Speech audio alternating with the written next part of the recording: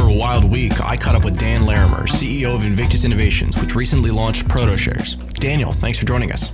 Hi, Adam. Thanks for having me again. As scheduled, Protoshares launched, but things did not seem to go as planned. Can you bring us up to speed on what happened? The launch of Protoshares has been a wild ride. The response has been amazing, with several orders of magnitude more people showing up to mine than we had anticipated. So much hash power has been thrown at the network that despite a hard fork to increase difficulty, we have still mined over 1/3 of the Protoshare supply in the first week and a half, as blocks that were supposed to take 5 minutes to solve were being found every 20 seconds.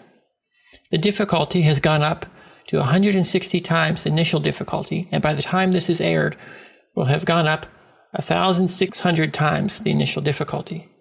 We attempted to set the initial difficulty so that the average user could find about 1 block per day per computer, but demand was so high that the difficulty couldn't adjust fast enough. Our forums have grown to over 670 people, and there are almost 1,000 Chinese in our QQ group. Last time I checked, Protoshares were trading at over $6 each, with an estimated market cap of over $4.5 million. Within the first 48 hours, there are 3 mining pools active, and there are at least 2 exchanges trading in Protoshares. One in China is trading yuan for Protoshares, and another new exchange called CoinGrounds is trading Protoshares against Bitcoin. We expect Protoshares to be listed on some major Bitcoin exchanges in the next couple of weeks. So was this a good thing or a bad thing? Overall, I would have to conclude that this is an amazingly good result. Our plans with BitShares and other DACs would get nowhere without a large community behind them, and since we have launched Protoshares, a large community has sprung out of nowhere. People have created block explorers, Chrome plugins, escrow services, mining pools, and enhanced miners. Every one of these people now has a vested interest in the success of BitShares and Invictus Innovations. On the downside, we're unable to mine as many Protoshares as we would have liked, because most of our own miners didn't show up in time.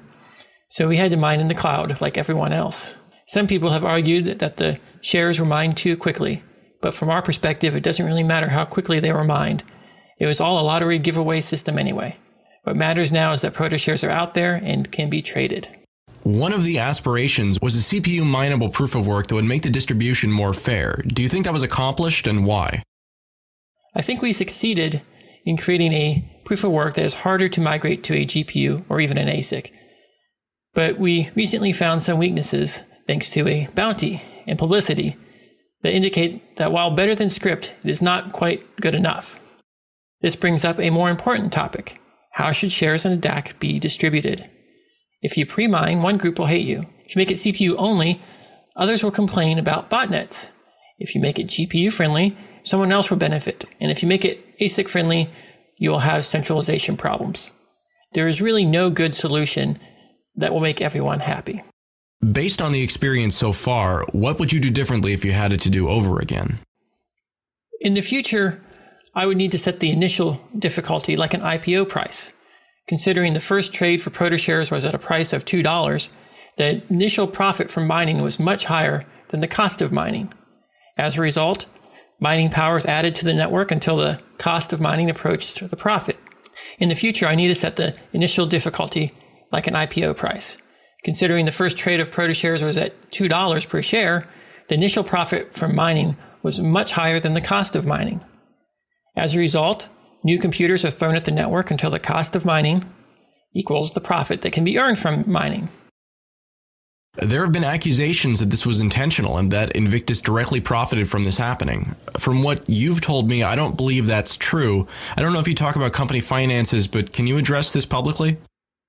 Invictus had planned on mining like everyone else, and thought that we would be able to legitimately mine about 30% of the money supply over 6 months. We had planned to use cloud mining combined with some of our own hardware.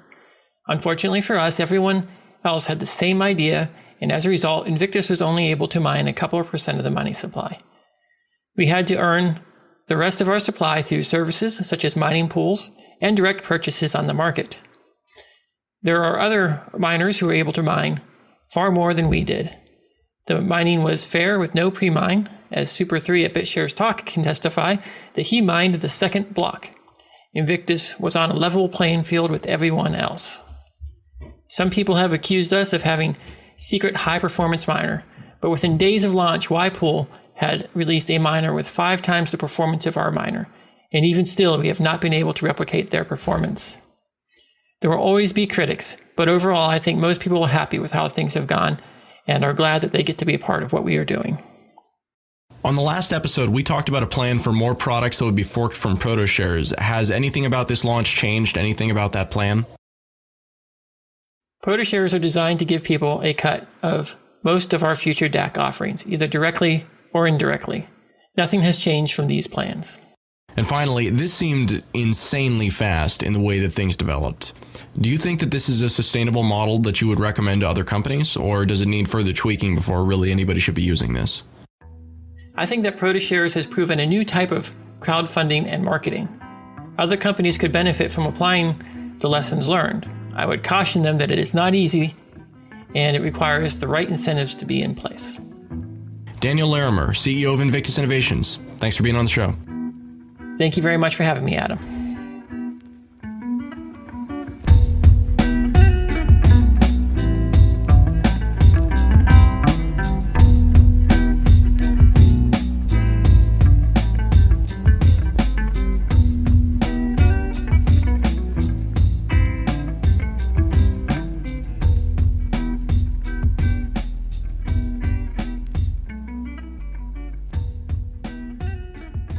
Hi, this is Jason King, founder at Sean's Outpost, and you are listening to Let's Talk Bitcoin.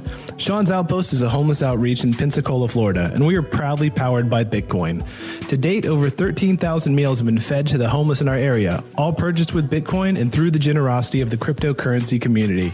Read more about us at seansoutpost.com. Food, shelter, Bitcoin, everybody. Sean'sOutpost.com.